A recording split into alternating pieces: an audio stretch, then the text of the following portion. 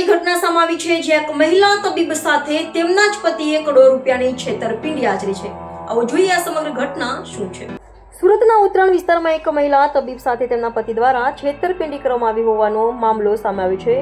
Doctor નમ્રતા ભારંભે તેમના પતિ તુષાર પ્રકાશ ભારંભે અને સસરા પ્રકાશ ભારંભે વિરુદ્ધ પોલીસ ફરિયાદ નોંધાવી છે. ફરિયાદ અનુસાર પતિ અને સસરાએ બોગસ દસ્તાવેજોનો ઉપયોગ કરીને મહિલા તબીબના નામે આશરે 14 કરોડ રૂપિયાની લોન મેળવી લીધી હતી. મળતી માહિતી મુજબ ડોક્ટર નમ્રતા IVF સેન્ટર ચલાવે છે, જ્યારે તેમના પતિ ડેન્ટલ હોસ્પિટલ ધરાવે છે.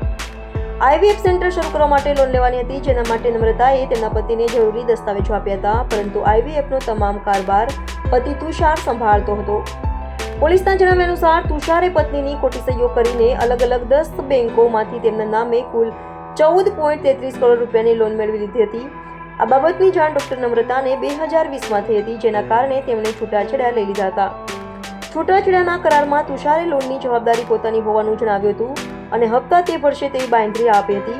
જોકે બાદમાં તુષાર ઔરંગાબાદ જતો રહ્યો હતો અને લોનના હપ્તા ભરવાનું બંધ કરી દીધું હતું, જેના કારણે બેંકોએ ડોક્ટર નમ્રતા પાસે ઉઘરાણી શરૂ કરી હતી.